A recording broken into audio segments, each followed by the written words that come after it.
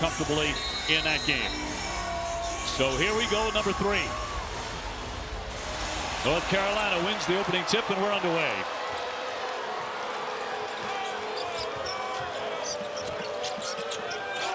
Elliot Cadeau running the point. R.J. Davis will take the first shot, and a bit too strong.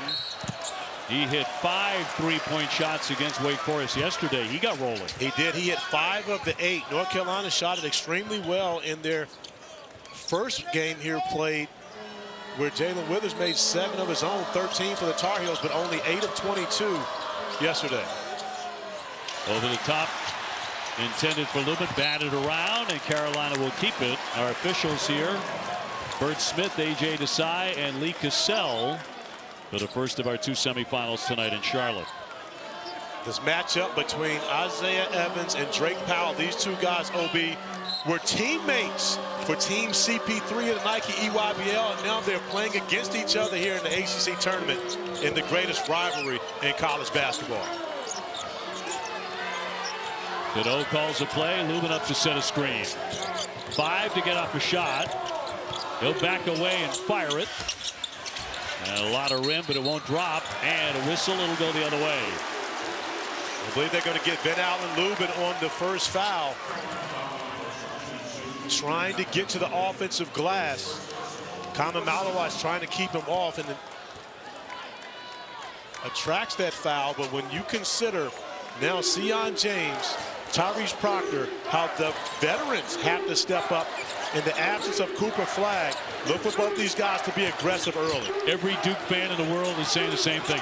I'm fascinated to see how Duke looks without Cooper Flagg, but I'm not thrilled with it. Inside the first minute, Maluach will lift a long one, and a little too strong.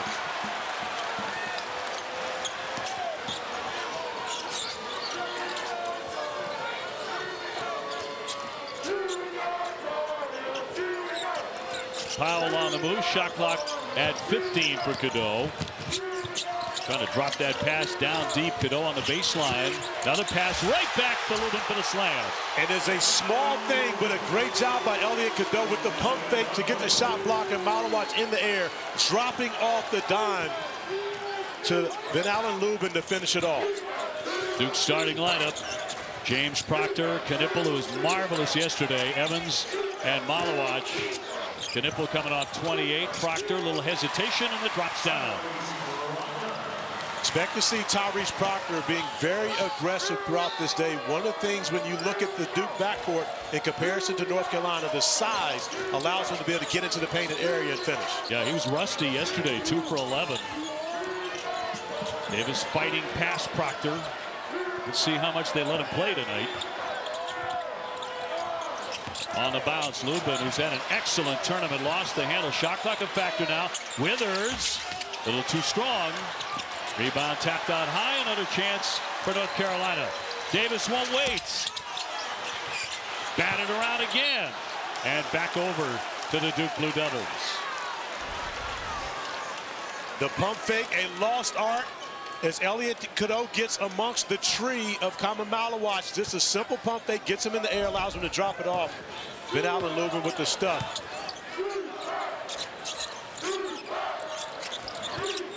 Quick lift for Proctor, no too strong. Withers, the Charlotte native, had a big first game in the tournament. And tied up there, great job by Knueppel. Able to get the hand in there, and the possession arrow in Duke's favor. And Jalen Withers being aggressive early, but Kon Knueppel up for the challenge. Does a great job moving his feet, but more importantly, getting both hands on the basketball, forcing the tied up possession, the arrow in the Blue Devils' favor. Yeah, not fouling.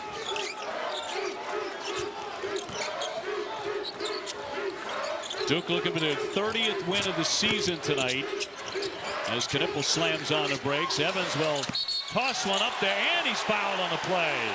In the act of shooting a 3.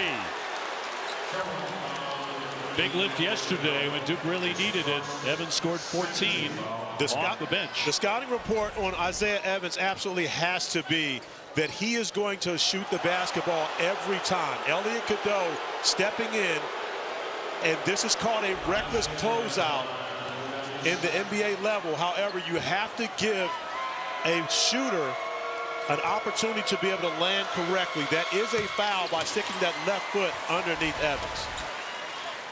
Got to let him land, he's saying. Yeah, Pat Sullivan letting Elliot Cadeau know you have to let him land. You have to give him space to be able to get both feet on the floor cleanly. That was a rule put in the game.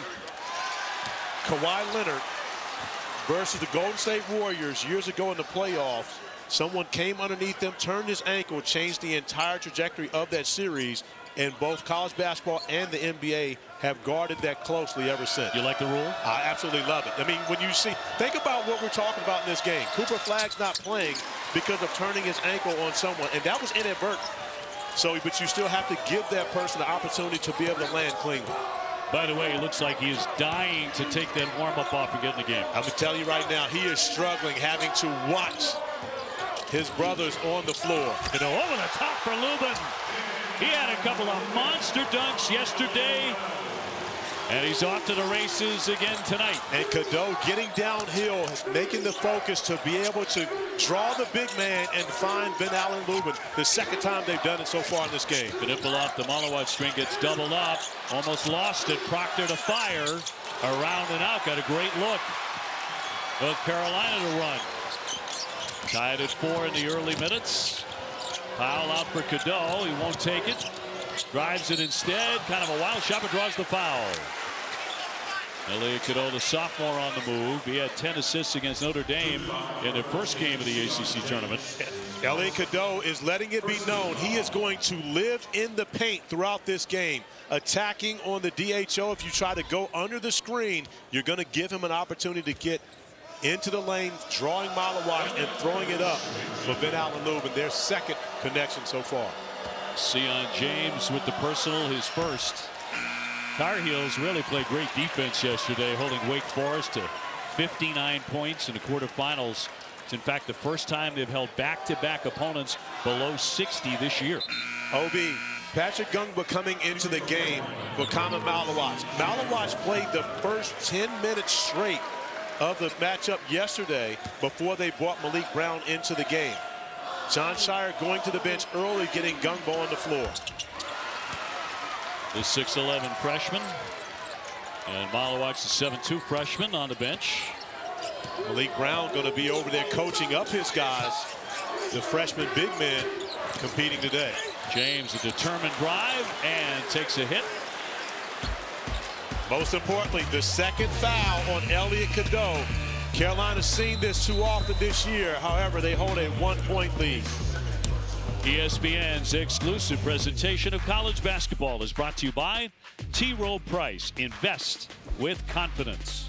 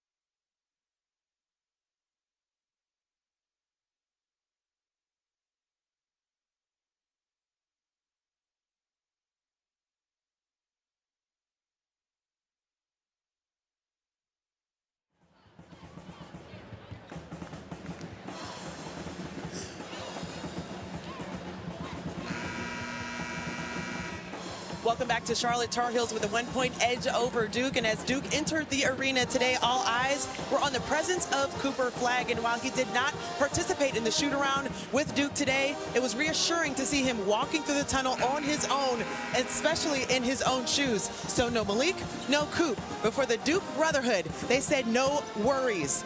As far as them, with them off the floor, they went 19-2 as far as their run coming into the second half in their previous game in the quarterfinals, and 6 different players scored in that span. I was speaking with Coach Scheyer. He said his team's heart, their character, and their competitiveness never wavers, and he doesn't expect that to change today, guys. We look at the offensive rating, offensive and defensive and net ranking as well when he is on and off the floor.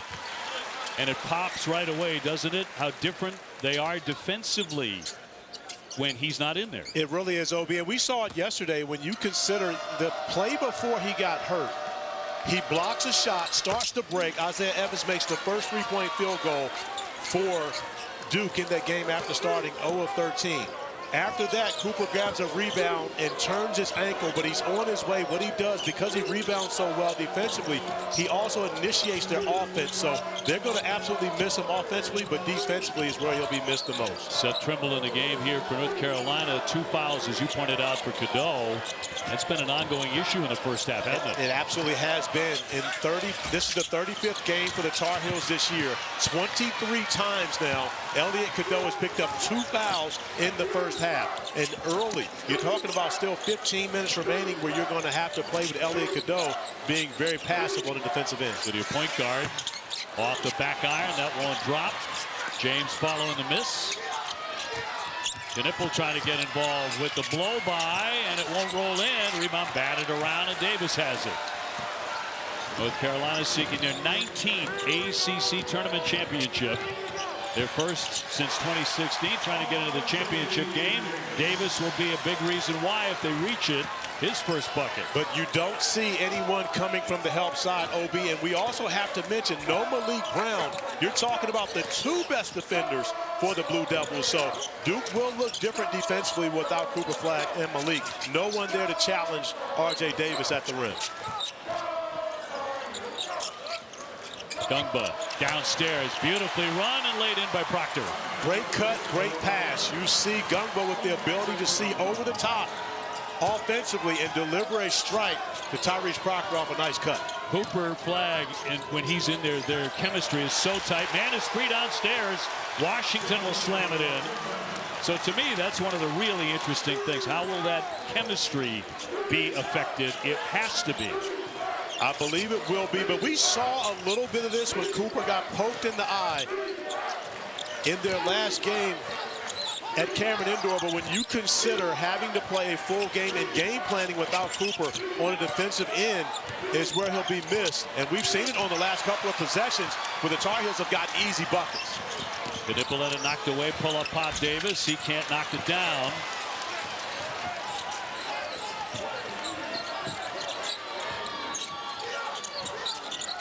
Proctor will sling it.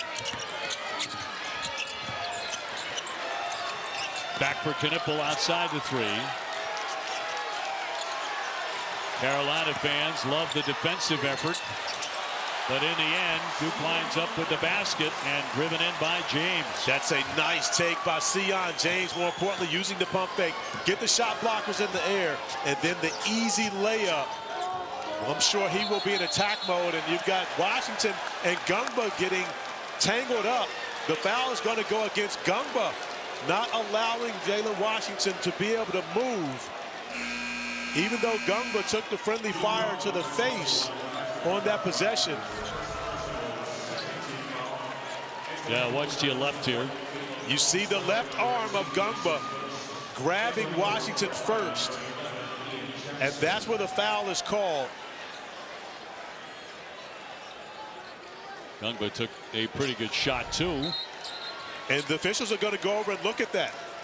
Jon Scheyer has talked to A.J. Desai. He's talked with Bert Smith about the fact that, hey, we understand that the foul is on Ngongba, but the extracurricular afterwards needs to be looked at to see if there's anything to upgrade on Jalen Washington.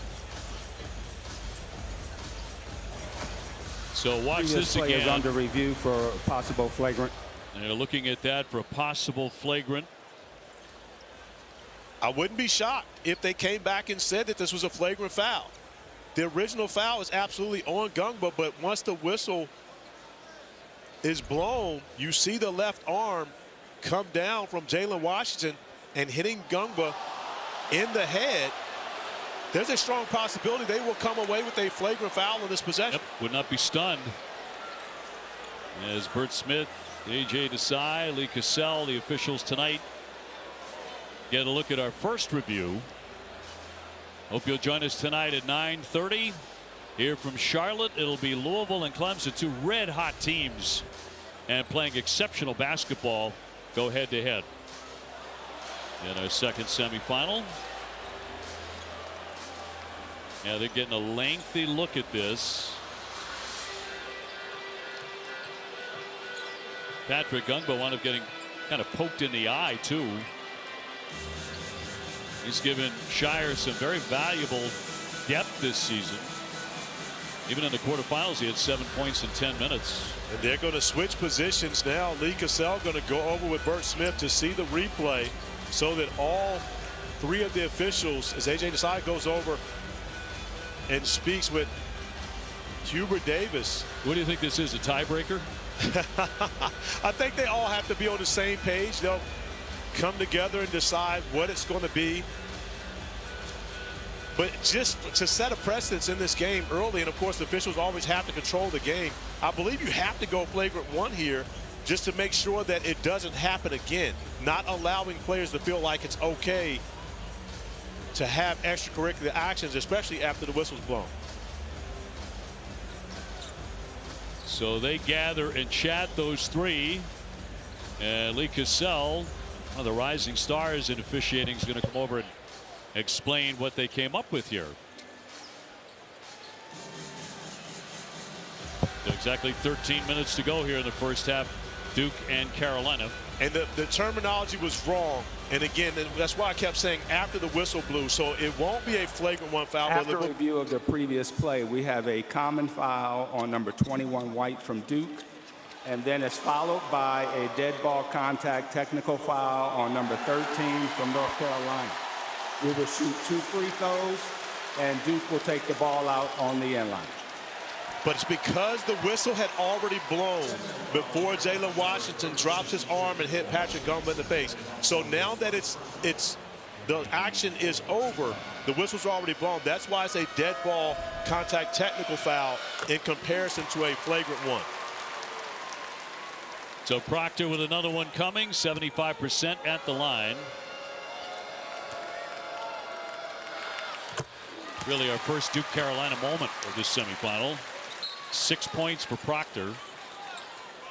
And what happens, because it's a dead ball technical foul, the basketball now goes to Duke in comparison to the Carolina getting the basketball back after the technical foul.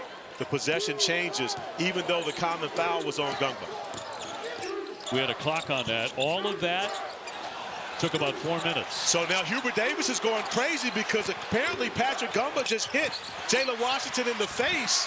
I don't know if there was contact. Powell trying to drive and kick. Jackson's outside to fire, and too strong. Knueppel hitting the deck for the second time. So it's getting fast and furious. Caleb Foster into the game, the 6'5" sophomore. Trying to get it downstairs, and Washington went for the block, but that's going to be goaltending. So count that basket. But here's what bothered Hubert Davis. That's an elbow to the face of Jalen Washington right after a dead ball technical foul. And Hubert Davis sees this. And they are going to go over and take a look. They absolutely have to go look at this to be able to see what happened there. We're going to come back. We have a rivalry. UNC Duke Part 3 and OB. We're off to a fiery start here in Charlotte in the semifinals of the ACC tournament. You Sparks think? Yeah, just a little bit.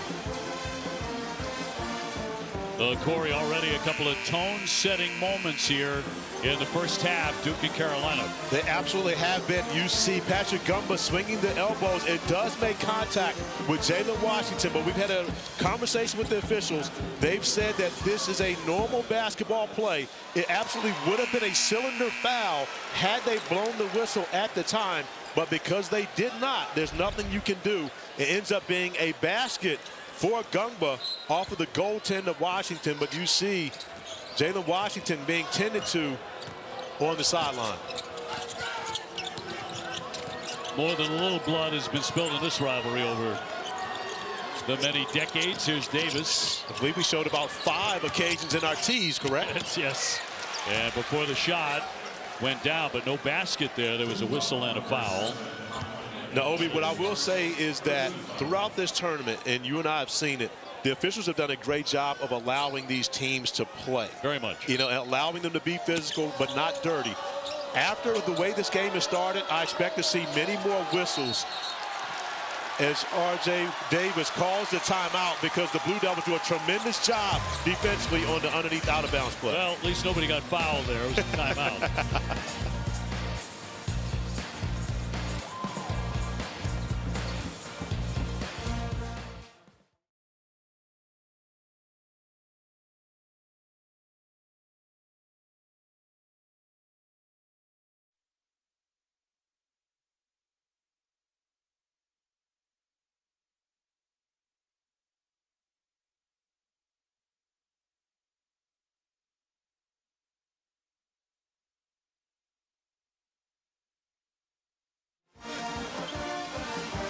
Well, Duke on top 14-9, 11:59 first half. What it wins tonight, what it will mean with a win tonight for Duke and North Carolina. And North Carolina trying to get into the NCAA tournament right now. Joey Brackett says they are in. I think that changes what they lost, OB. I believe they absolutely have to get to the championship, and if not win it, to be certain that they will be in the tournament, because as we've seen with other teams in the similar scenario, once they've lost in the conference tournament, they immediately drop, oftentimes from the last 4 in to the first 4 out. Proctor way downtown, but no. He was very chilly yesterday. He was 0 for 5 from 3.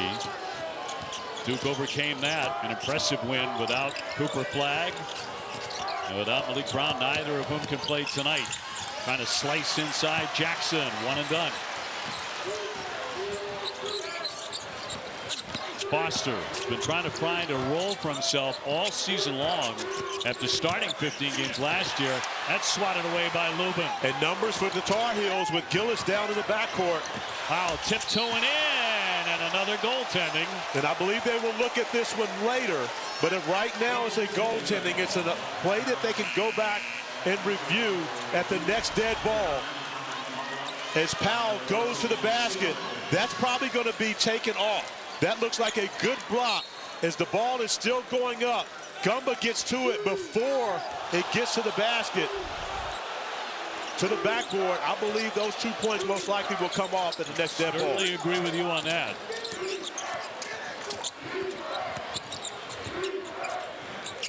Zipped up top for Gillis. And a whistle and a foul. Mason Gillis, the Purdue transfer, very much a calming factor for this team. And the foul will be on Seth Trimble, his first. And Mason Gillis, who is normally the substitute for Cooper Flagg, still in the role of coming off the bench with Isaiah Evans getting the start, but he'll be someone that Jon Scheyer leans on heavily without Cooper. Kon Knueppel after 28 yesterday getting a lot of attention on the spin. Foster leaning inside. It won't drop. Duke with a board, but on the line. Going back to yesterday, the reason Cooper Flagg unable to play tonight, this was nasty. He was so high up, and to come down on that ankle in a lot of pain. He was in a wheelchair for a while on his way to have an x-ray. The x-ray was negative. He's responded well to treatment, but not going tonight. And there's the slam by Powell. A beautiful find from Van-Allen Lubin. The nice cut by Powell. And North Carolina right now dominating points in the paint when you consider everything that they've done has been in the painted area, not really getting much going from the perimeter. Knueppel catches, fires, got it, a three. On the money, he makes 40%. As mentioned, Maliq Brown is the second best defender after Cooper Flagg, out with a shoulder injury. Tipped away by Foster, working on Davis, he'll lay it in. He had a couple of moments like that in the last game against Carolina, too. He really did. Jon Scheyer recognizes Caleb Foster is from the state of North Carolina. It's important for him to be a part of this rivalry, and he's come in and given them good minutes early. Trimble, what a determined drive. He laid it in and took the foul. Seth Trimble to the line. And the family cheering him on. Mom Laurence in the building. And she's watching her son trying to get a win over the rival Blue Devils. Seth Trimble attacking Khaman Maluach, able to go around Maluach and get the bucket opportunity at the free throw line. Seth Trimble was 8 of 9 from the free throw line yesterday. 8 of his 10 points came from the free throw stripe, only 1 of 6 from the field. Can't connect on the foul shot, but that was 6-3 against 7-2. We've seen enough of Seth this year. It doesn't matter to him. He'll go up against anybody. Almost went into the stands here. Drake May over here. Well, he gets dapped up by Drake May along right beside us watching the game. There's Drake hanging out, watching many of his guys. He was just in school with them last year, wasn't he, OB? 2 minutes ago. Now a star for the New England Patriots. What a bright future he has. Very popular guy in New England. James will back it out. 7 to get off a shot here for Duke. James steadies, fires, and it'll go down. He got it off in time for a three-pointer. How about the veterans for the Blue Devils stepping up? Sion James, Tyrese Proctor, Caleb Foster, the returners. With something to prove here today after the freshmen carried them here to the semifinals. Picked off by Foster, another theft. Davis trying to chase him down. Here's Gillis. Maluach right back up, and down it goes. 24-15, and Duke getting a little separation. OB, Jon Scheyer is confident that the Blue Devils without Cooper Flagg and Maliq Brown still have more than enough to win the ACC tournament. Davis pushes off. Long one up there, no. Lubin with the left hand. I'll tell you what. That was an unbelievable rebound by Lubin going over the 7-2 Maluach to grab it, and then the presence to lay it up with the left hand, not allowing the shot blocker to affect it. Lubin's having, as we mentioned, an outstanding tournament, back-to-back double-doubles here in Charlotte. Elliot Cadeau's got to be careful, OB. He's already playing with 2. Knueppel got a great look, absolutely buried it. And a smart play by Caleb Foster to attack Cadeau, knowing he's playing with those 2 fouls. Beats him off the bounce and delivers a strike to Knueppel in the corner. His mom, who is an outstanding player herself. Cadeau, big drive, rebound tip, Lubin again, and he takes a foul. With 7:10 to go, we'll take a break, and Duke on top by 10. This is the way the rivalry has gone over the years. It's been a bloody rivalry, and much of the same tonight. A lot of physical play. And we're just getting started. Duke and Carolina once again.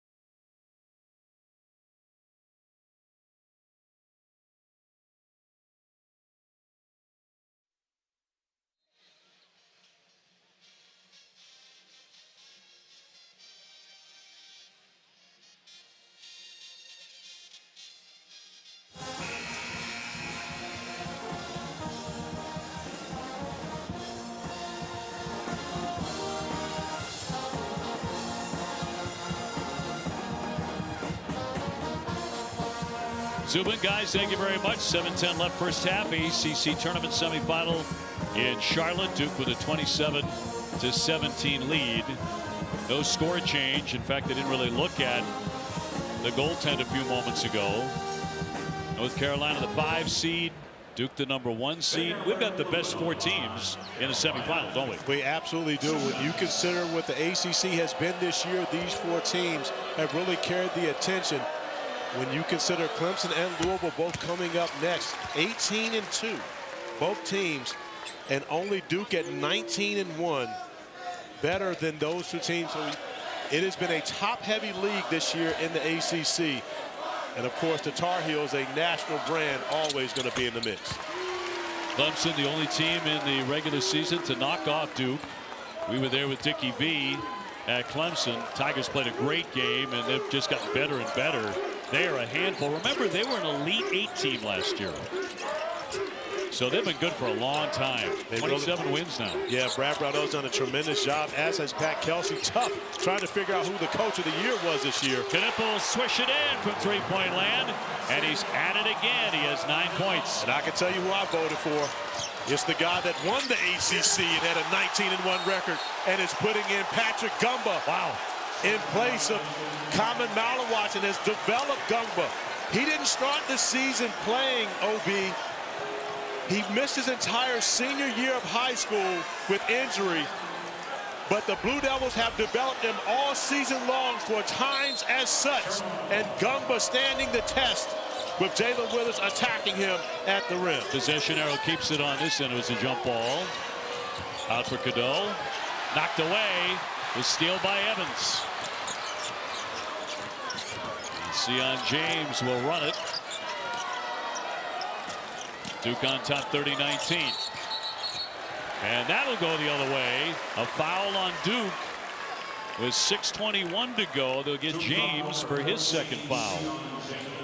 Let's go to Angel. Guys, I wish you could see the energy, feel the energy of this Duke bench over here. Even though Cooper Flagg and Maliq Brown are not participating, Maliq Brown using any healthy extremity to cheer on his team. They have been on their feet the majority of the time on the bench. And speaking to a couple of their teammates, they talked about how this is indeed a brotherhood. They've played like it so far today. They really have, Angel, and you've had so many different players step up. We talked about the freshman from yesterday. Patrick Ngongba was 3 for 3 from the field as we watch R.J. Davis get going along the baseline. But O.B. Ngongba has really stepped up on the defensive end. Yes. And you can see how much work Jon Scheyer and his staff have done with Ngongba. This was a weakness for him coming into Duke, but he has absolutely helped his team on the defensive end today. And he should have had a block already. They didn't give him. Evans out of the corner. Ngongba, nice job keeping that alive. Here's James. And a bit too strong. Tell you what, if I'm the manager, I find something, a rope or something, to tie Cooper Flagg to that bench, man. I don't want him on his feet, but I don't think there's any way to stop it. Hey, you're not stopping him from getting up and cheering on his teammates. He is part of the brotherhood. He's excited to see his teammates playing so well, especially his classmate, Patrick Ngongba, who has stepped up with Maluach getting in foul trouble, stepped up big time, especially on the defensive end of the floor. Davis, second team all ACC. James hounding him in the corner. Carolina down 9 here in the semifinal. On the drive and the kick, here's Cadeau. Yes, a 3. Needed that. The first made three-point field goal for the Tar Heels in this game. Obi, after game 1 of the ACC tournament, the Tar Heels had made more threes in a 5-year stretch than they have in the history of this storied program. Finally made one, their first, and a big drive by Ngongba for 2. This is his gift. He is elite offensively. That's why Jon Scheyer recruited him. Powell lost the handle, but right to Davis. RJ at 17 points a game. He has had a tremendous career in North Carolina. Lubin's the open shooter, but that didn't touch anything. Out it went. And the Blue Devils will allow Lubin to have all he can eat from beyond the three-point arc. They want to keep him out of the painted area. If he wants to shoot threes, they will allow that to happen and feel like they've done their job defensively. If Van-Allen Lubin is going to beat the Blue Devils from outside, then he's just going to have to beat them. Duke Blue Devils with Cooper Flagg most of the time, leading the nation in scoring margin. Just really beating people up. There's the shot, going to be short by Foster. Got his own miss right on the baseline. And going to continue to attack Elliot Cadeau. And a smart play by Caleb Foster. You can tell that he was told from the sideline, when you get into the game, go at Cadeau. He's trying to play with 2 fouls. Caleb Foster attacks Cadeau, picks up the 3rd foul. We'll watch the guys on the bench who can't play tonight, but they are in it. And in a big way, it is Duke and Carolina. 3:56 to go in the first half.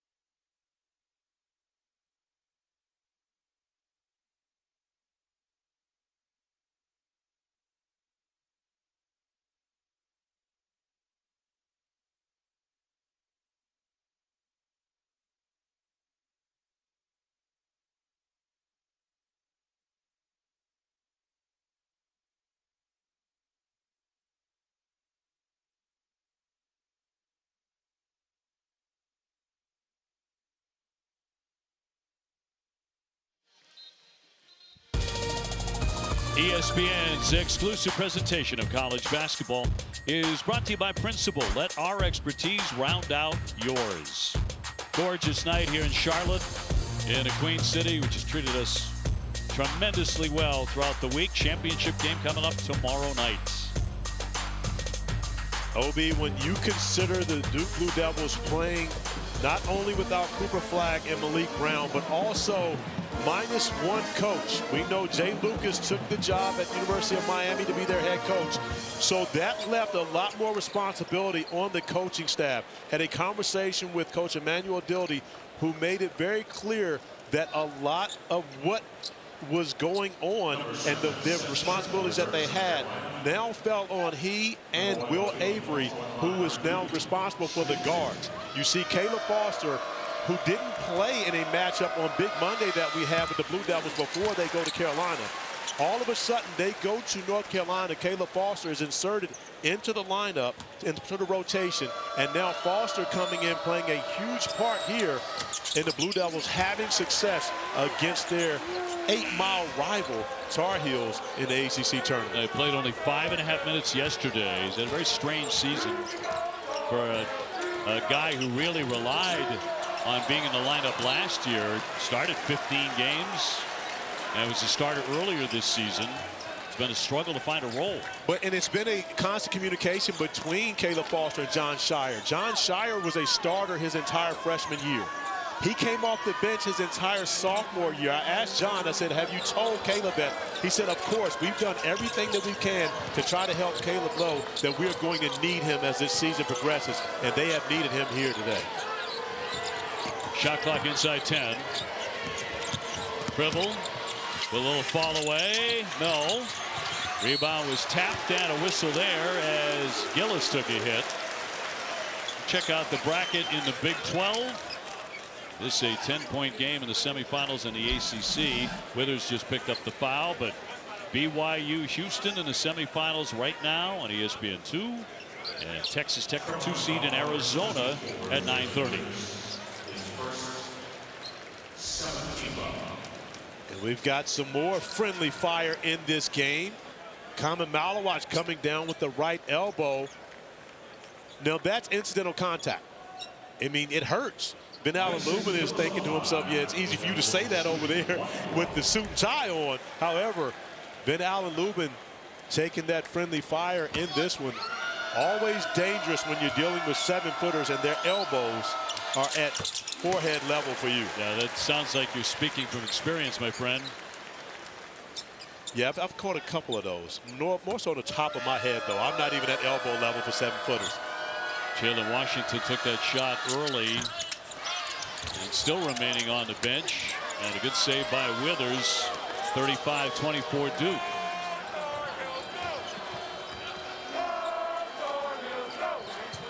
Carolina 8-1 in their last 9.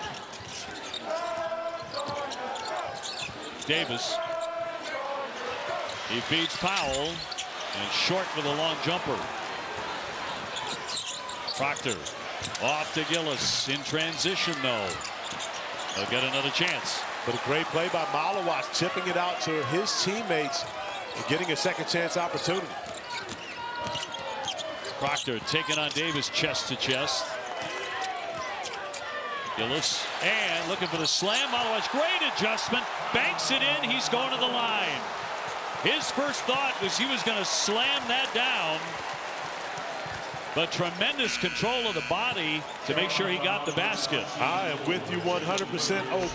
The big fella was going to drop the hammer. However, when Jalen Withers comes over to contest, he knows he's not going to be able to get all the way to the rim, but he's able to lay it softly off the glass. Of course, the bench reacting with excitement.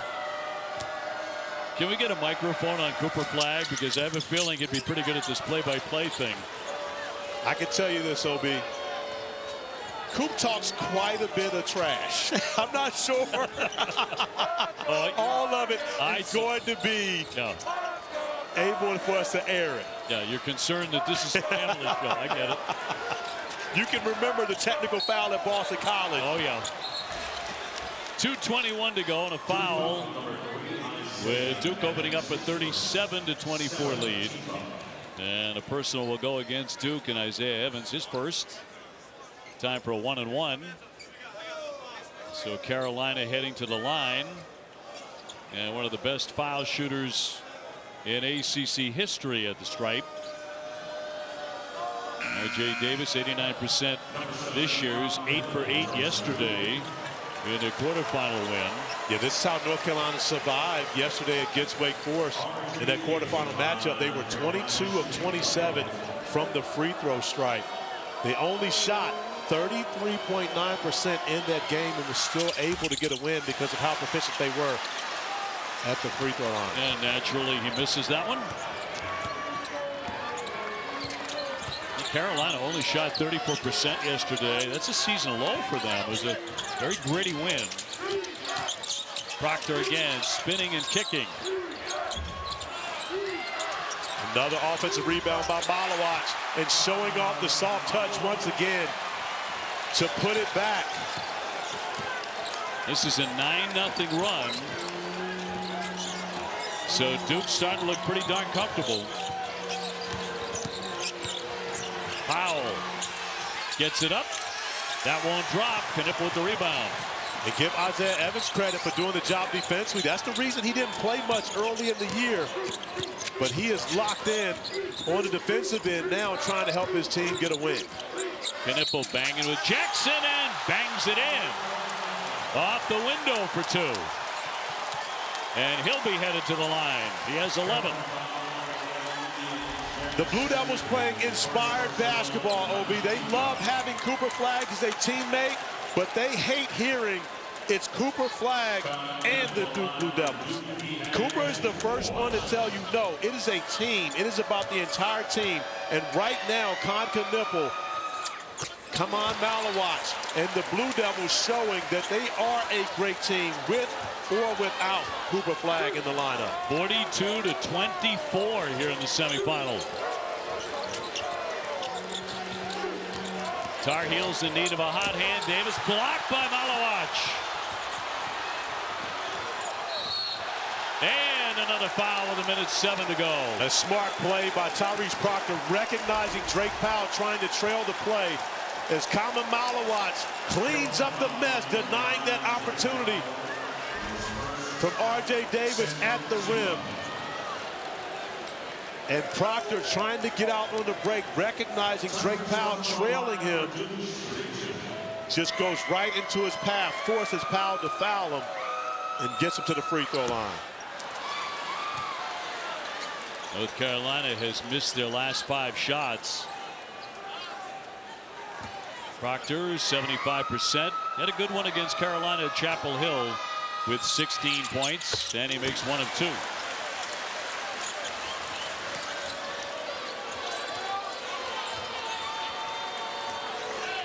So 4 minutes without a point for North Carolina. They have gone stone cold here in Charlotte. Davis trying to break free. And lost it. Right back over to Duke it goes. And you see how excited the Blue Devils are with the way they have defended in this game. The Tar Heels shooting 37%. And Caleb Foster getting after it. Defending R.J. Davis, forcing the turnover. Foster blowing by and lays it in. Man, as he brought some energy. 15-0 to run. Jackson trying to end it. Oh, look at Evans hit the floor. Knueppel too. A tremendous effort here by Duke defensively. But look at Isaiah Evans, O.B. I have watched this young man play basketball ever since he was in the 8th grade. I have never seen him do this defensively. He comes in and helps, but he's the first one to the floor. Knocks the ball loose. Kon Knueppel on the floor after the basketball, and immediately all he wants to do is go congratulate Isaiah Evans for his defensive effort. Boy, the Duke fans in full throat here. Duke has grabbed the game by the throat. 3-second difference, shot and game clock, and airmailed.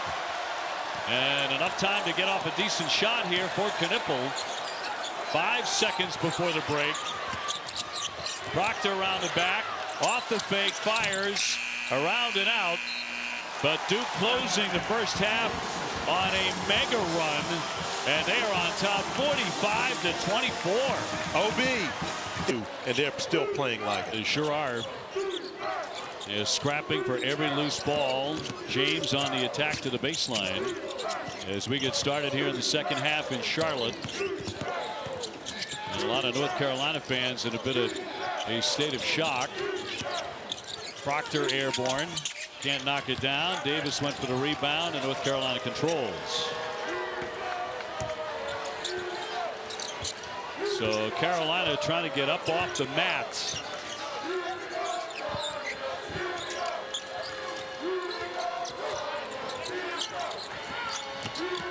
Godot zips the pass for Withers, and too strong. Van-Allen Lubin, and another block, another rejection by Maluach. Withers will try again and misses again. But Carolina will retain here and a new shot clock. North Carolina getting anything they want on the interior. There's another one now, 9 of 12 on layups and dunks, but everything else has been a struggle. Only 2 made buckets outside of the painted area. Another delivery from Cadeau to Van-Allen Lubin, but I'm not sure twos are going to be able to beat the Blue Devils. Kon Knueppel, big-time drive for another bucket. Especially when you can't stop the Blue Devils on the other end of the floor. Kon Knueppel showing that he's much more than just a shooter. Beautiful pass, and Powell up for the lay-in to make it 47-28. That's really the only thing that's been successful for North Carolina offensively is throwing over the top and allowing their athletes to be able to go finish. Duke has been able to defend pretty much everything else they've done on the offensive end. Again, Duke leading the nation in scoring margin. They had 10 conference wins this season of 25 points or more. That's an all-time ACC record.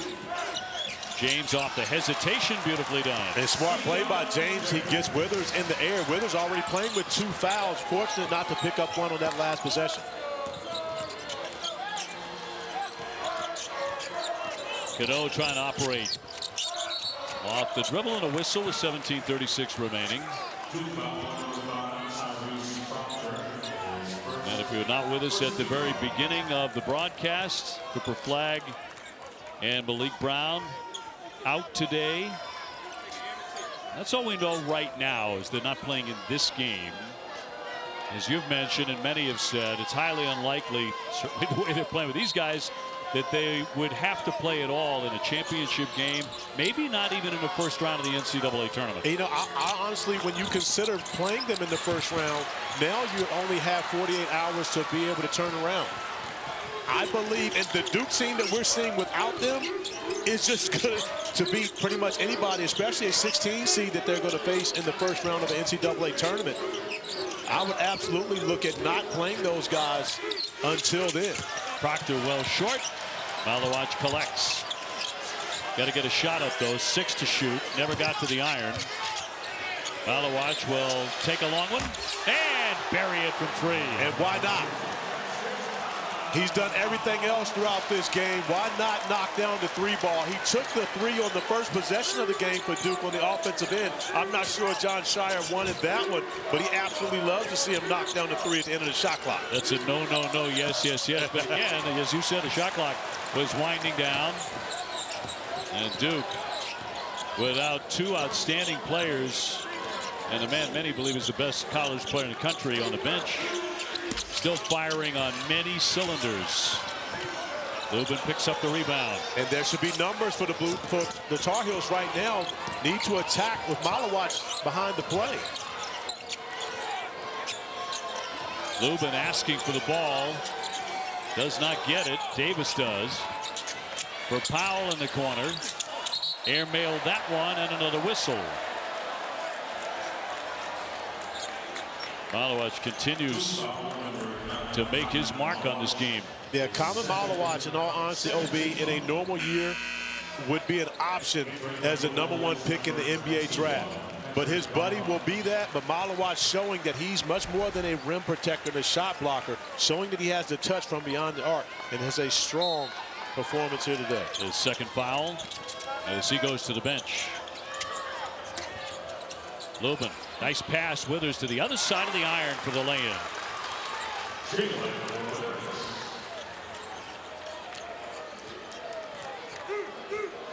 Guys, just a reminder that that is just Maluach's 3rd 3 of the season. Corey, you posed the question, do we see Cooper Flagg at any point in this tournament going beyond this game?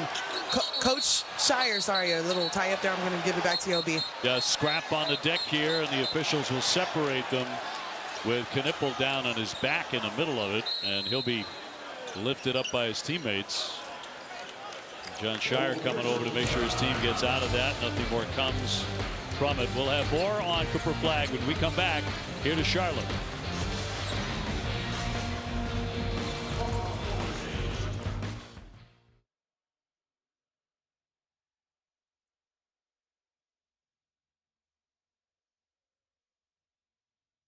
Angel, can you hear me? Yeah, Corey, All right. if you want to come back and have a question just about what you're seeing from the team, I'm just going to say what Coach Scheyer said post-game. No, say what Coach Scheyer said post-game, Okay. but then get into your point about the guards defensively. Okay, that's fine with me. Because, yeah, so just go into that, and then I'll tag that when you come back from it. Okay, gotcha. I gotcha.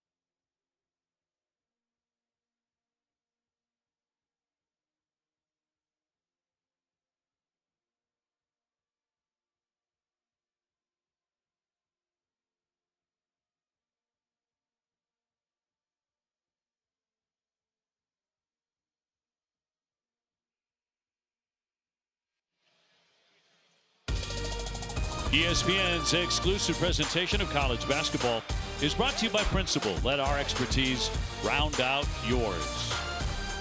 Back in Charlotte, let's toss it to Angel. Guys, Coach Scheyer said in his post-game presser that this entire team will have to convince him that Cooper Flagg can go in this tournament. But I think instead this team is showing why he doesn't, and they think if they can hold down the fort, especially on the defensive end. Coach Scheyer told me pregame that he believes that he has the best defensive backcourt in the league, if not the country. He said, I had 3 different players on my team that I could have nominated for Defensive Player of the Year. All eyes may have been on Cooper Flagg, but by the committee and what we are seeing on display here tonight against the Tar Heels, they are literally making it very disruptive on every single play for the backcourt for the Tar Heels. They really are, Angel. And when you consider that the backcourt of the Tar Heels is a combined 3 of 11. R.J. Davis, who was the ACC Player of the Year last season, 2 of 7, 0 for 3 from beyond the three-point arc. And we have to remind you, he had 23 points yesterday on a very efficient, only 9 field goal attempts. So when you see the way that Tyrese Proctor, Sion James have locked in defensively, but more importantly, the ways that the younger players in Isaiah Evans, Kon Knueppel, have been able to follow their lead on the defensive end of the floor, that truly shows you that the veterans have gotten their point across to the young players. Knueppel, a freshman. Maluach, a freshman. Isaiah Evans, a freshman. Patrick Ngongba as well, a freshman. 6'11". He's a freshman who's too. been huge in this game. Big time. And it's certainly not playing like it. And that's one of the things, and the old adage is, once you get to this point, you're no longer freshmen. And again, these guys have gotten so much experience. You think about the big games that the Blue Devils played early in non-conference, playing Kansas in Las Vegas, of course playing Kentucky in Champions Classic, going to Arizona, playing against Auburn at home. They had been tested, and so now that is showing up. Cadeau with a good look to drain a triple. and give North Carolina a little bit of life. The second three made by Cadeau. He has all the three-point field goals for North Carolina. I'm not sure that is by plan, but it's going to be difficult for the Tar Heels to win when Elliot Cadeau is your best three-point shooter. Kon Knueppel on the line on that sideline, and we've got Clemson and Louisville, which should be an absolute dandy. Both of them ranked in the top 25. Do you realize how long it's been in the ACC since two teams ranked in the poll have battled each other?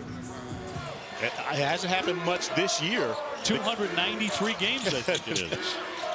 So that should be a terrific matchup. The tip is going to be up and in by Lubin, and continues to have a really nice tournament. And a little life from the Tar Heels now, still trailing 17. But I agree with you, Obi. Van-Allen Lubin has absolutely been a spark as the Tar Heel faithful here at the Spectrum Center starting to try to find a way to give their guys some energy.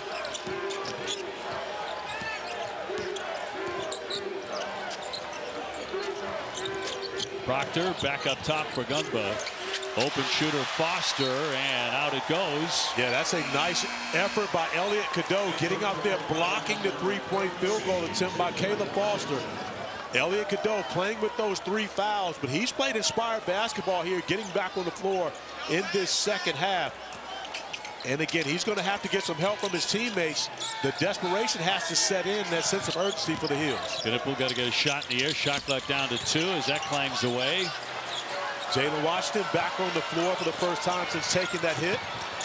Cadeau on the drive. Now, will this be a goaltending? Does he get that on the glass? Yeah, they are going to count it. That is goaltending. Elliot one earlier we weren't so sure about. But see, does it hit the glass first? It does not.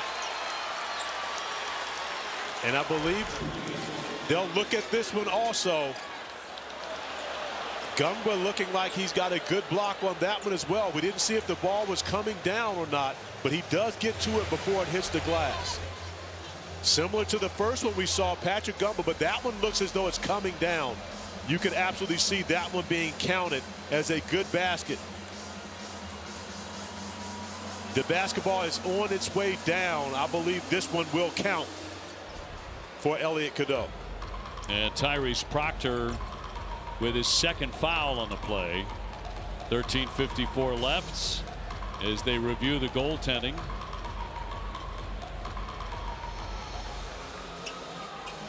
Duke a marvelous first half, despite Cooper Flagg on the bench and Maliq Brown on the bench.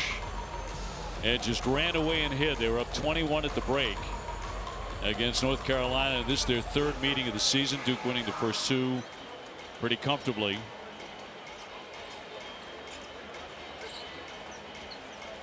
And they continue to take a gander at the monitor now for today's Experts at Work, brought to you by Principal. Well, it's been about the defense of the Blue Devils.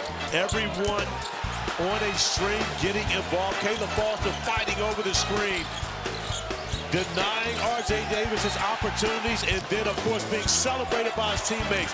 Isaiah Evans getting on the floor, Kon Knueppel getting on the floor, and more importantly, the energy and the effort that the Blue Devils have brought into this building in this rivalry game has been infectious amongst their teammates. We've seen that level of defense all season long by Duke, you know, and covering loose balls, the 50-50s, the tremendous enthusiasm to play defense. Well, Obi, I'm wrong again. This one is no goaltending. Even though it did look as though the ball was coming down on that one, it's no goaltending, so Cadeau will go to the free throw stripe for 2 points, and this will not be an opportunity for a 3-point play. Elliot Cadeau, the sophomore out of West Orange, New Jersey, playing with 3 fouls. He'll drop in the first one. He makes 67%.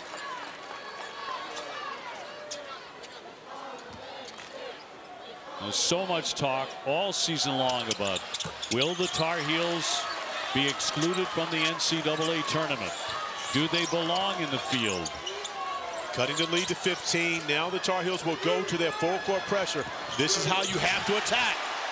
If teams are going to press you, it's better if you can score early. Advantage basketball, 2-on-1. Kon Knueppel hooking up with Patrick Ngongba for the lob. That pops free and out of play. It was tipped. 13:37 left.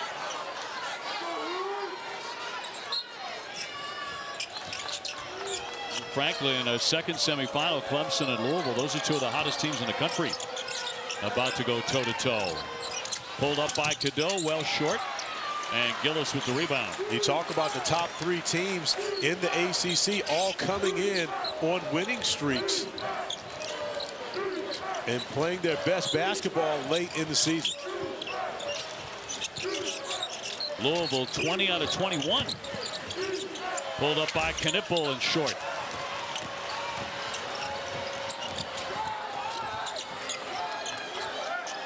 The Heels need a long run, trying to climb back in it. And that'll go the other way on the foul. An offensive. And they're going to get Washington for that one, his second. And we have you covered on Selection Sunday once again. It all starts at 6 with SportsCenter on ESPN. Reese and the guys look at the 68, followed by bracketology with breakdowns of each region. Then at 8, the women's bracket of 68 will be revealed. Carolina on a run out. Trimble with the slam. And it's been a much better start from an energy and effort standpoint in this second half for the Tar Heels. However, going down 21 at halftime, you're going to have to rely on some miscues from the Blue Devils to try to get back into this game. James will go right to the 10 and lay it in. And that's a smart play. Whenever you have a 2-on-1, and this is something that you work on at the beginning of practice every day, 3-on-2, 2-on-1, and the Blue Devils are executing to perfection when they get those advantage opportunities on the offensive end. Washington, as you mentioned, back in the game, set the screen. Davis floats it in for 2. R.J. Davis' career has been filled with big moments. 2,676 points. Hubert Davis backing off the pressure, OB, recognizing that Duke is prepared and scoring on the last 2 times they tried to pressure them full court. Going to back off the pressure and see if they can get some stops in the half court. Proctor and Maluach ready to check back in for Duke, and they turn it over. Trimble into the lane, banks it in, and a whistle as well. And hold the phone for a moment here. The Tar Heels have come to life. OB, there are a number of tremendous athletes on the floor right now. However, Seth Trimble is the best one of them all, and he's showing it off in transition as both these teams are getting up and down the floor, and Seth Trimble attacking Mason Gillis. The concentration and the bank is still open late night in Charlotte.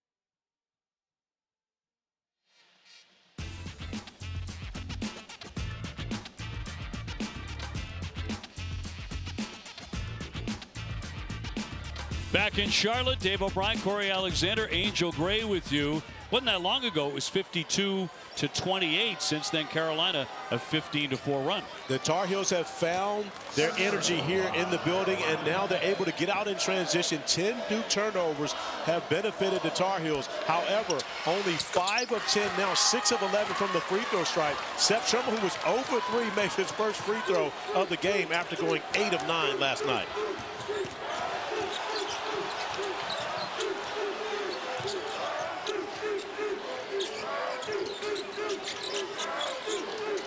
James right in front of his own bench. Here's Proctor.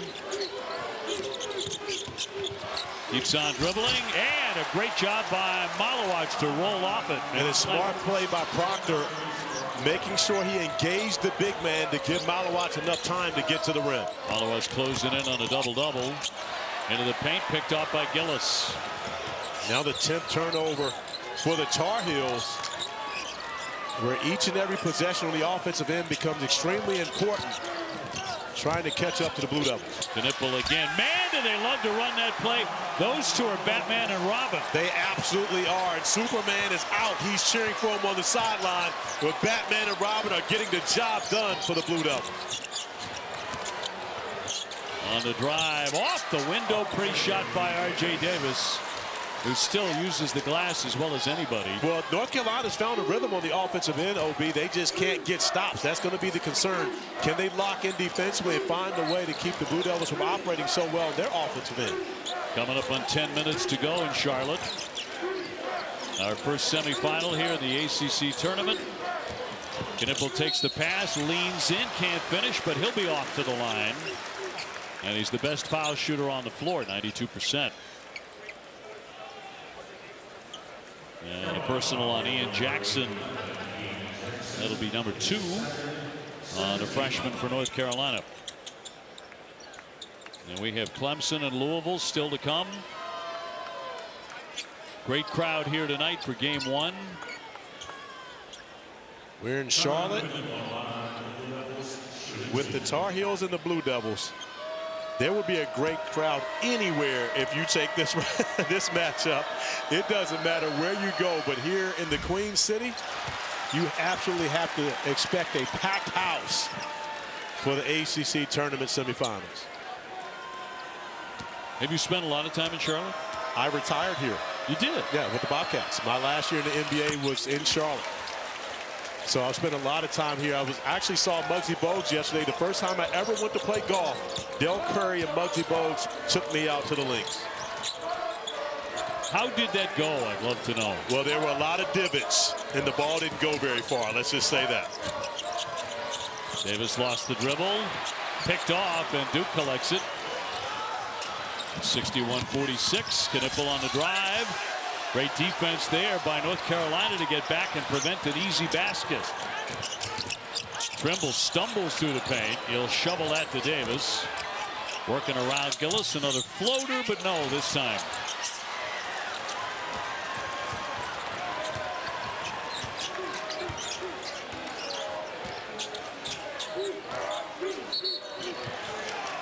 They're going to get a foul as Knueppel attempted to race back into the paint. A foul on North Carolina and on R.J. Davis, number 1. Maluach will hit the bench, and Patrick Ngongba back on now for Jon Scheyer. Jon Scheyer's got to be delighted with this effort. He really has to be, especially when you consider what the Blue Devils have been able to do defensively. Right now, even with the surge in the second half, the Tar Heels still only shooting 42%, 4 of 24 on everything outside of the restricted areas. Ngongba handing off here for Proctor. Proctor drives, using the glass, a sweet shot. And Elliot Cadeau is injured, OB, grabbing at that left arm. Going to try to shake it off and stay on the floor.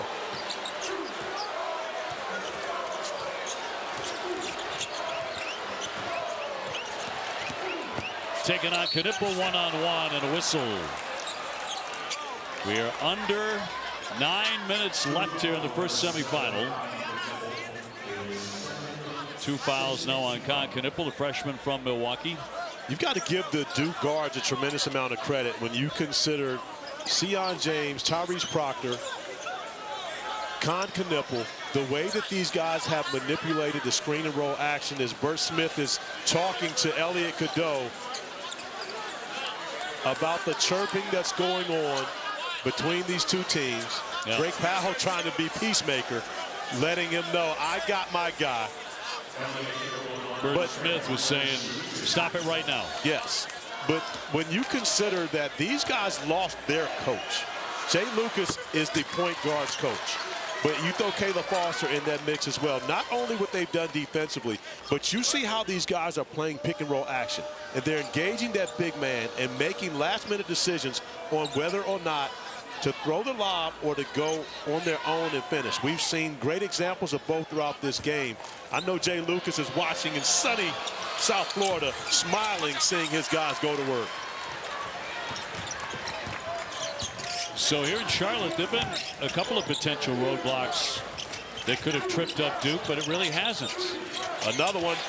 Now the slam by Ngongba.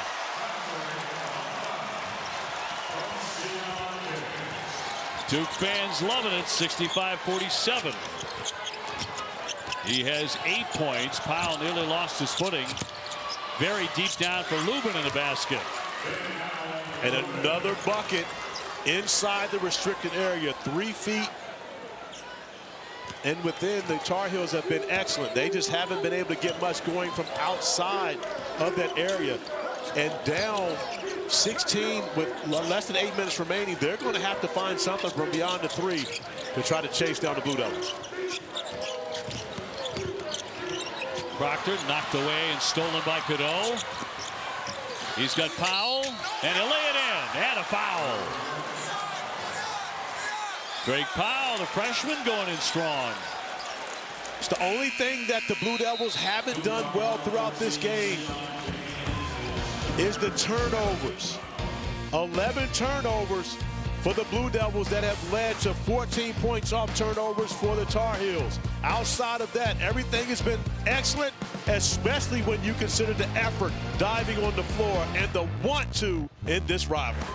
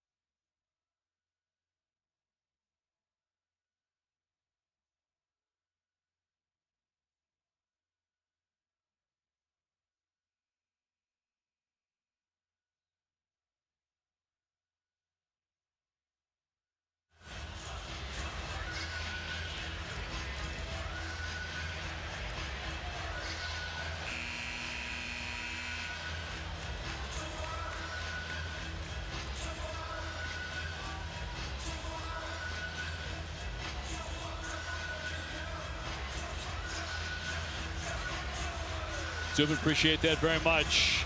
Duke on top 65-51. Cooper Flagg, Maliq Brown unable to play tonight because of injuries.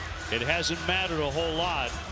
But the timing for North Carolina in a game like this is still 7:41 to go. And now we have 14, opportunity to make it 13 for Drake Powell here at the free throw line. There's absolutely more than enough time for the Tar Heels to get back into this one and see if they can come away with a win, which of course would be oh so necessary for the NCAA tournament chances. They were down by as many as 24 tonight, Carolina was.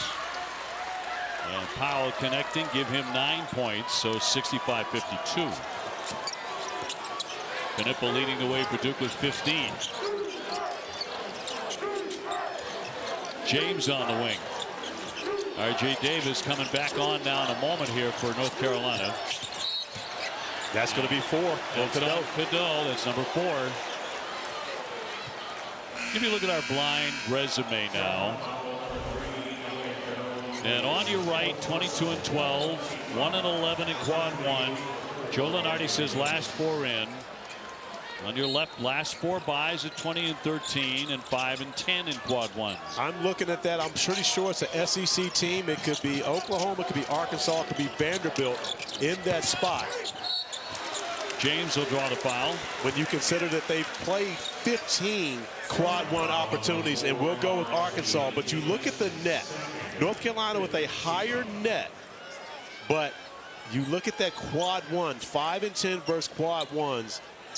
I honestly believe, OB, with that 1-11, and again, if the Tar Heels don't win this game, that becomes 1-12. I think it's going to be difficult for the committee to allow a team with 1-12 record versus quad 1 into the tournament. And how badly you lose can also be a factor because it'll affect your efficiency rating. Yeah, exactly. And when you think about the way that the Tar Heels have lost a number of their games, you go back and you think of at Clemson and then, of course, at Duke earlier in the year. Those are the things that come into mind. And you also have to remember that they don't take into account the last 10 games anymore. That's no longer part of the criteria. Well, they've rallied to cut the gap a little bit. Under 7 minutes, Lubin lost the handle on it, picks it back up and scores again. As he continues to play really good basketball here in Charlotte. He really has been a bright spot. 16 and 7 for him. Back-to-back double-doubles in the last 2 games. And now down to 12. Can the Tar Heels get a stop? Maluach turns, can't lay it in, follows his own miss, and it just came out of his hands. And this is where Trimble has to continue to stay in attack mode. And slapped away from him with 6:24 to go. This is the point in a game like this, and you and I have covered Duke many times, where they would rely on number 2. Especially on the road. That's where he's been best. When the team is up against the wall, they've always had that one guy in Cooper Flagg that they can rely on to go get a bucket or make a play for one of his teammates. Lubin, airborne, almost made it. Draws the foul. And they're getting it down to Van-Allen Lubin, the 6'8 junior. Every opportunity. Maluach with his 3rd foul. Hubert Davis making a concerted effort to get Van-Allen Lubin involved. He's been the guy that's had success for the Tar Heels throughout this game. The leading scorer with 16 points, 7 of 9 from the field, and an opportunity to make this a 10-point game. 66% at the line for Lubin, and true on the first one. Ngongba back on now for Maluach for Duke. But you got to think about the confidence that Jon Scheyer now has in Ngongba. And Patrick Ngongba didn't really start playing until the initial injury of Maliq Brown, where he sprained his knee midway through the season. But has gained valuable experience throughout that time with the different injuries of Maliq Brown, and now a reliable part of the rotation. Well, don't look now, but a 10-point game. 9-1 run. That's exactly what Scheyer's looking at. 6 minutes to go. Plenty of time for North Carolina here. 66-56 in the semi.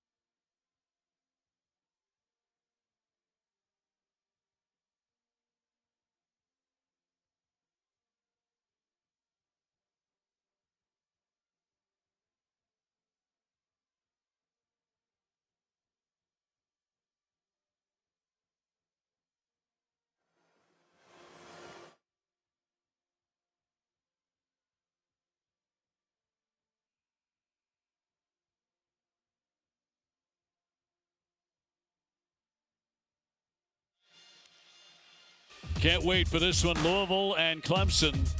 And, of course, the Ville on the Chucky Hepburn shot at the buzzer, advancing to the semifinal with that game winner.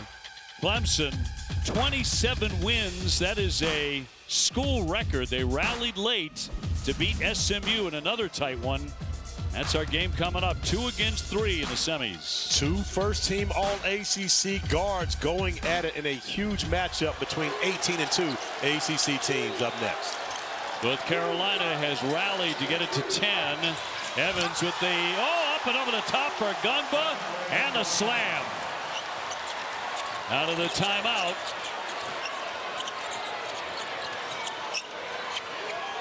So a quick strike for the Duke Blue Devils. Here's Davis.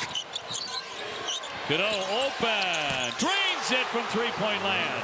The Tar Heels have made 3 three-point field goals in this game. All 3 coming from Elliot Cadeau. Obi, it was only 2 weeks ago they were daring him to shoot the basketball against Florida State. Cadeau stepping up and making big shots for the Tar Heels. The last time it had been under 10 was with 4 minutes to go in the first half. Inside once again, Ngongba real active offensively. How about the a dozen points? Performance from Ngongba. OB 6 of 6 from the field in this game. He's perfect. He was 3 for 3 in their matchup yesterday. Perfect 9 of 9 in the tournament. Cadeau trying to use the screen. Under 5 minutes to play. Trimble airborne, banking it, no. Rebound up and in by Lubin, who's been everywhere in Charlotte. It's a 9-point game, OB. It's in single digits. But the question continues to be asked. Can the Tar Heels get a stop? Lubin came into the tournament averaging 8 points a game. He has 20 tonight. He had 17 the other day against Notre Dame. Foster trying to get inside and deflected away off of Carolina. Great job defensively by R.J. Davis. Caleb Foster able to beat him off the dribble, but reaching in, getting a hand on the basketball. 4:25 to go.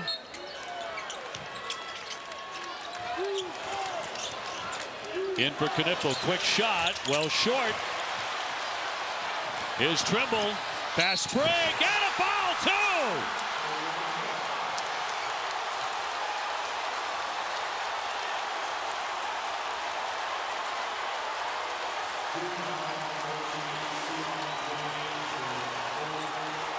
The Tar Heels are kicking. And a foul will go on Sion James, number 4, as Trimble goes to the line for a 3-point play. Obi, I'm not sure who we watched in the first half, but in the second half, we have seen the North Carolina Tar Heels. They push the basketball on makes, on misses. They're always one of the best teams in transition, and by doing so, they found themselves now only down 6 as Khaman Williams, the ACC tournament most outstanding player in 1997, looks on and encourages his troops. 6-point game. 4 minutes to go. Knueppel finds James on the drive, leaning in and blocked. Carolina wins it again. Smart play by R.J. Davis. Nothing there. Bring it out. Make sure you get a quality look. Trimble driving hard, scoops it up. Another foul. North Carolina was down 24. They're within 6 and headed to the foul line. ESPN's exclusive presentation of college basketball is presented by T. Rowe Price. Invest with confidence.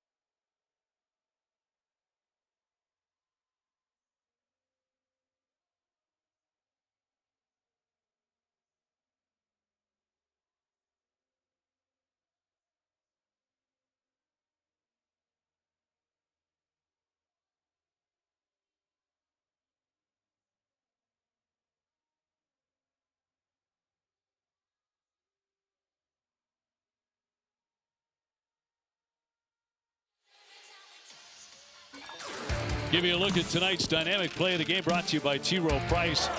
A lot of alley-oop dunks. It absolutely has been. The Blue Devils have been flying over top, assisting on a number of alley-oops throughout the game. There have been many different passers and many different recipients. But of course, to tap the top of the head on your head celebration has been used often. Look at the flip, though, here. North Carolina, 40 points since halftime. They're going to be at the foul line with a chance to make this a 5-point game. You know, you mentioned that all 6 of the assistant coaches, or the coaching staff for North Carolina, all went to North Carolina. All played for North Carolina, some under Dean Smith, some under Roy Williams, but all of these guys played for the University of North Carolina. So you can only imagine what that conversation was like at halftime. The effort that they saw in the first half against their rival, I am absolutely certain that it was a heated discussion. And Roy Williams, who can only sit and watch now, also played at North Carolina and probably wanted to be a part of that conversation, OB. Trimble knocks down number 1. And another one coming. I can guarantee there were a number of bejeebies thrown around at halftime by Hubert Davis. And the message was received as the Tar Heels have an opportunity with Seth Trimble at the line to make this a 4-point game. He does exactly that, 70-66. They were down 21 at the break.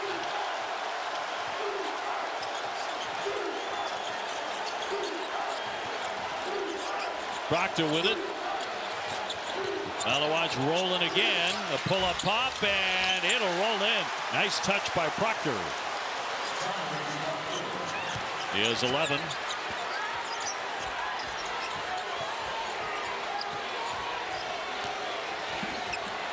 Just about everybody on their feet in the building here at the Spectrum Center. 10 to get off a shot now for Carolina. Cadeau on the drive, right by everybody. Elliot Cadeau has been the star in the second half for the Tar Heels. Missed the majority of it in foul trouble in the first half, but he's been a catalyst here in the second.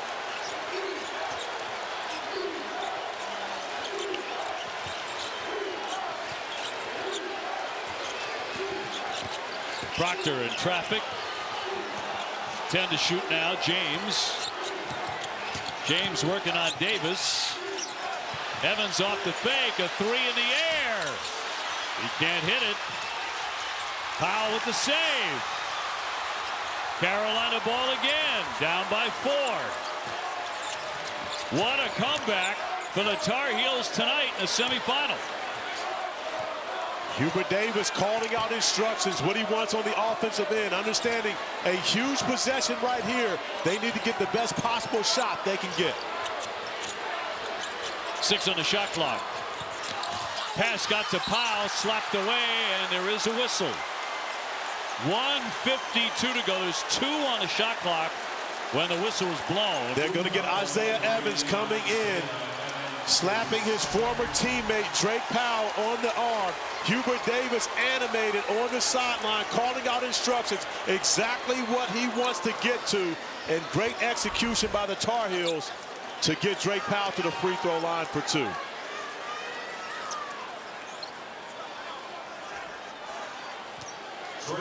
Well, not many saw this coming.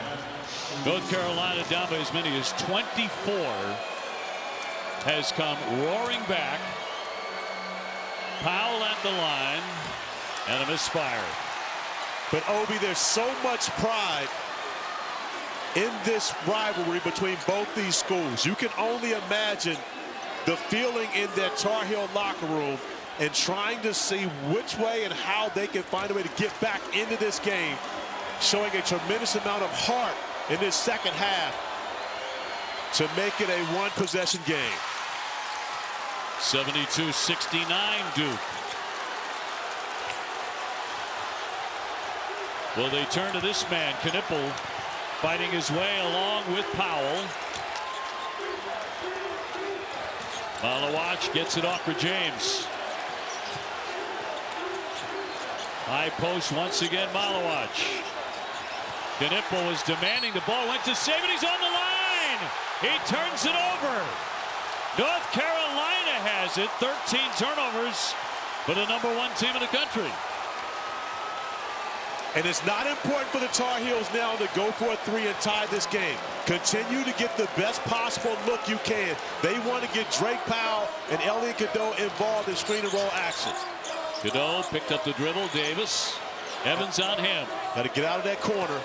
Coming up on a minute to go. A ferocious comeback for the Heels.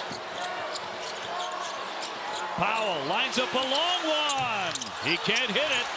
Maluach got up real high for that board. Still more than enough time for the Tar Heels to play solid defense and get a stop.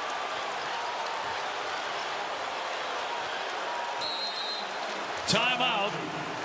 Duke takes it right here at 50.8. We'll go away for 30 seconds. Right back. 72-69 Duke.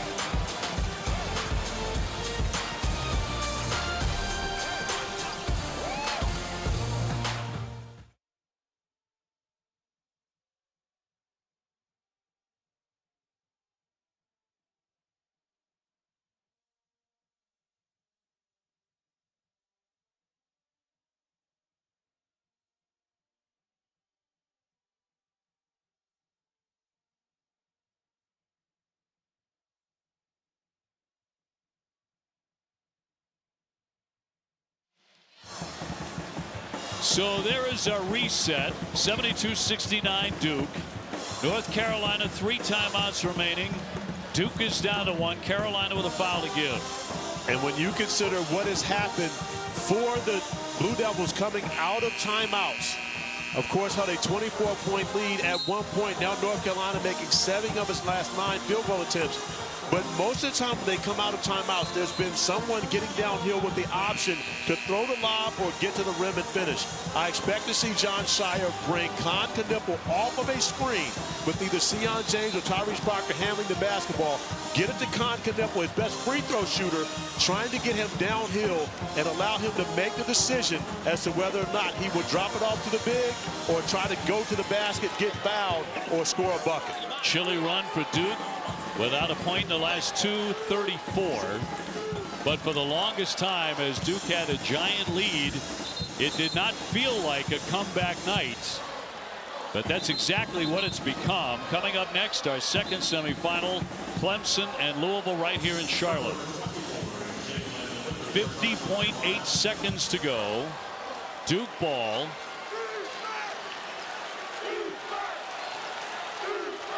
And Kon Knueppel to put it in.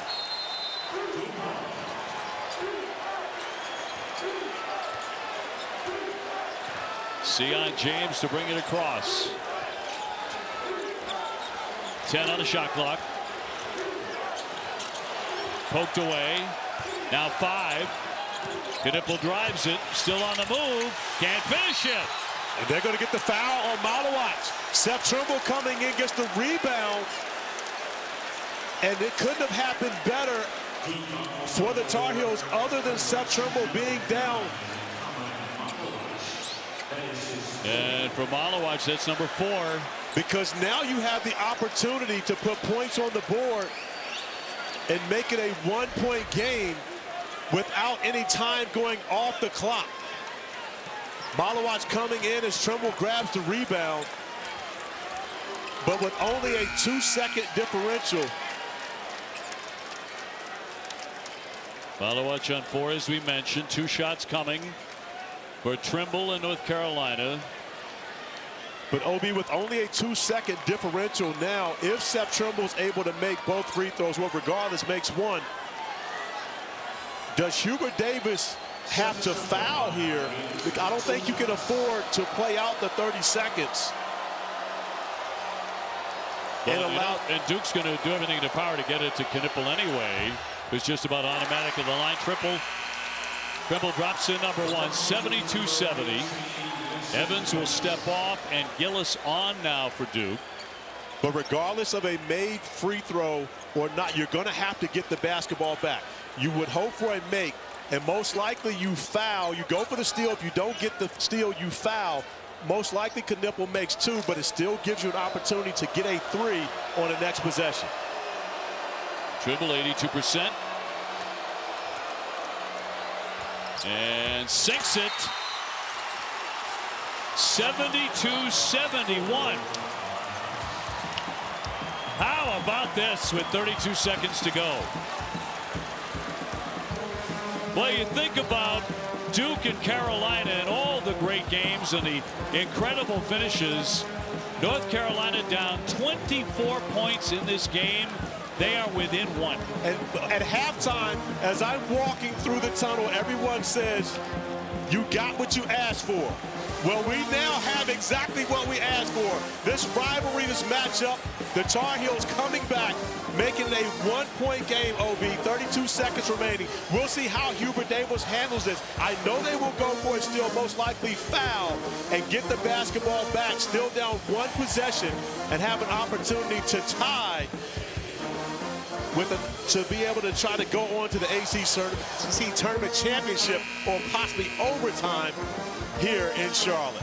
Duke has the possession arrow in their favor. Carolina 2 timeouts, and the Blue Devils down to 1. Duke has only lost 1 game in the ACC all year. That was against Clemson on the road. They certainly looked like they had this game in hand, even without Cooper Flagg and Maliq Brown. With that gigantic lead, it's almost all gone.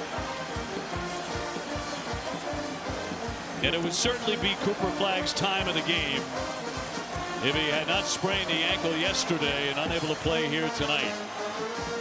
32 seconds to go, 30 on the shot clock. And this also could possibly be the last game for R.J. Davis if they are unable to win this one. And Knueppel and Powell got tied up, and the whistle blown here without any time. You don't mind that. You don't mind OB, because that's the foul to give that the Tar Heels had. So now that that foul is called, a foul will be immediate free throws. It's a great play by Drake Powell, because any foul now will be immediate free throws, but a 1-and-1 for the Blue Devils. Yep, and nothing coming off the clock. And no time coming off the clock. Officials are going to get together. Lee Cassell and Bert Smith and A.J. Desai. And chatting with Hubert Davis. They're just checking to see if Sion James can run the floor. So the officials doing a great job. Run the baseline. The officials doing a great job converging to make sure and allowing Sion James to know that he still can run after the foul. In for Knueppel. Still with it. Got it free. Proctor over to James. Now you want a foul. Now you have to with 21.7. I'm a little shocked they didn't foul Proctor once they got the basketball out of the hands of Kon Knueppel. But even still, a 1-and-1. Hubert Davis likes his chances right now. And I'm sure they have planned what they want to do on 2 made free throws or 1 made free throw. If he only makes 1, you want to have Elliot Cadeau attacking the basket, seeing if he can get to the rim, or Seth Trimble as well. If not, you want to have R.J. Davis as your guy lined up to take what could be the biggest 3 of his career to try to tie this game. Proctor makes 75%. Too strong. And you want to go to attack. And a timeout. Carolina takes one with 17.6 to go. They've got the basketball. The shot clock is off. Obi, I understand the timeout. I get it. Hubert Davis wants to design what he wants to do. But you've got Elliot Cadeau, the fastest guy on the court, who has had success going downhill the entire second half, with a head of steam with Sion James backpedaling. I think I'm going to take my chances there with Cadeau getting to the basket simply because you have more than enough time to foul if you're not successful. Sure. And it's a 1-and-1 again, putting pressure on the Blue Devils. Well, an amazing comeback here for North Carolina, with a chance to grab the lead here in the final seconds and maybe shock the #1 team in the country. Given what the score was, it's an absolute stunner to be here with 17.6 on the clock in a 1-point game. Amazing. And it absolutely is. And you would expect Hubert Davis to try to find a way to get R.J. Davis a look here. It doesn't have to be a 3. You're only down 1. But you want to get R.J. Davis, the guy who's gotten you here in his 5th year, an opportunity to give your team the lead. Trimble to put it in. Knueppel on him. Here's Cadeau.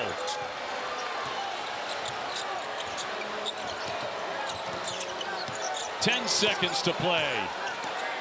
Cadeau gave up the dribble. On the moving side, Lubin, and a whistle on the play. With 4.1 and a foul on Duke.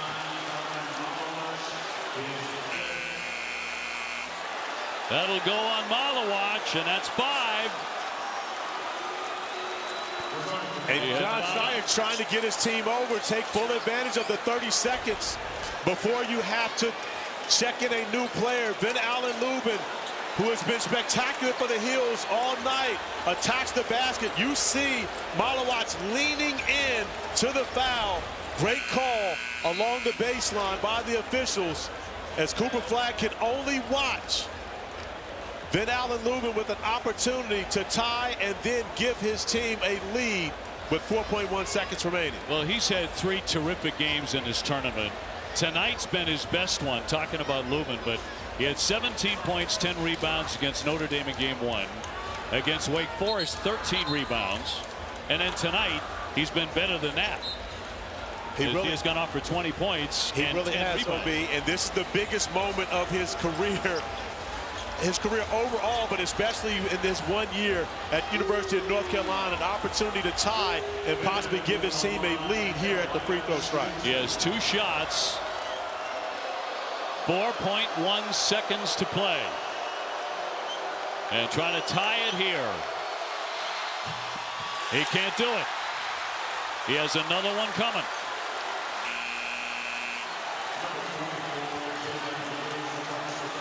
The junior from Orlando with a second chance to tie it at 72.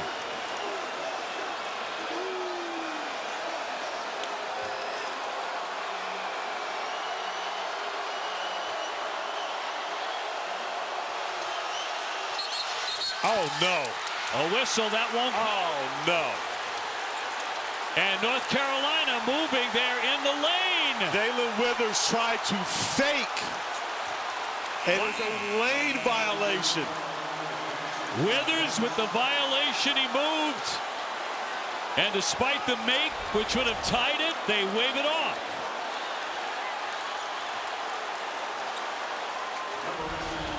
And a critical mistake, maybe. Sion James trying to get it in.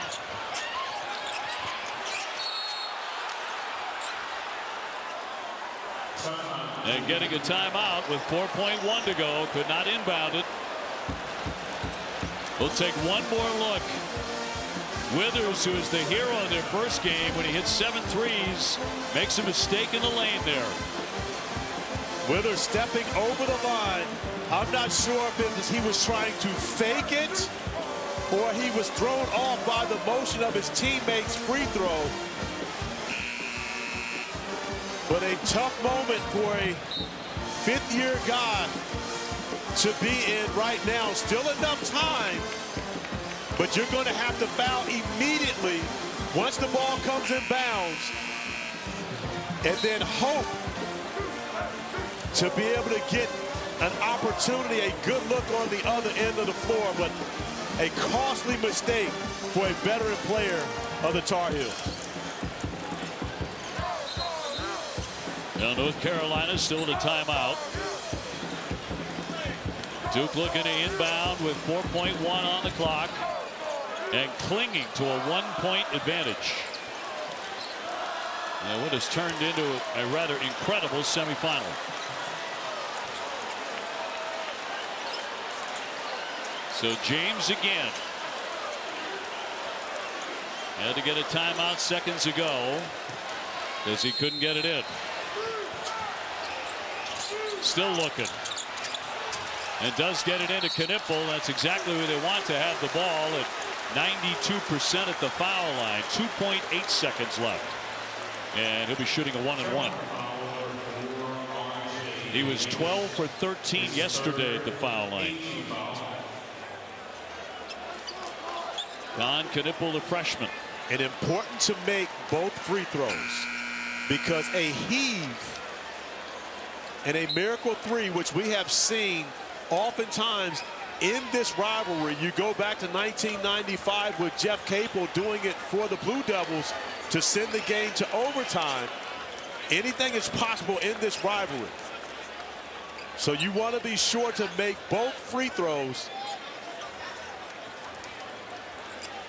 And they have reset the clock to 3.2 seconds. And again, Carolina does have a timeout left. And if Knueppel does make both free throws, you could very well see Jon Scheyer foul in the backcourt to avoid any attempt running toward the basket. And Knueppel drains the first. 73-71. Scheyer is going to put Patrick Ngongba on the ball on a made free throw to try to disrupt. He makes them both. Ngongba on the ball, try to disrupt any good look down the court. 3-point lead. Knueppel getting a timeout immediately. 2.5 left. Nice play by the Tar Heels.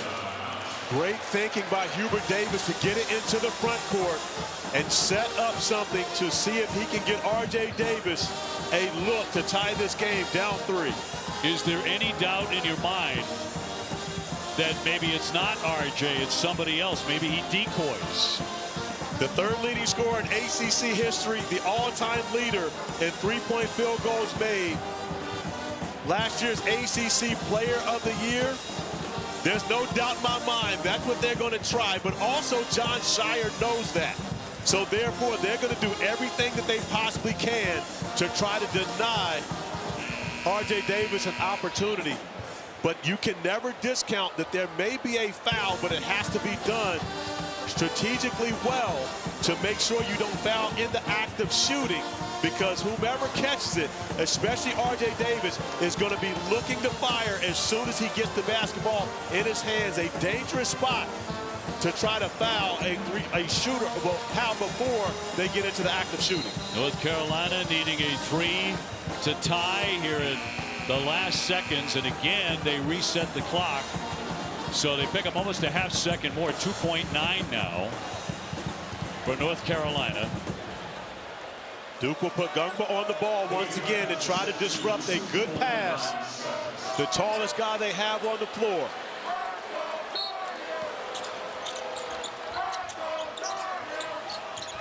Looking to get it in. Here's the shot. That misfires off of the rim, and that's the ball game. Duke hangs on. They win it 74-71 and move on to the championship game.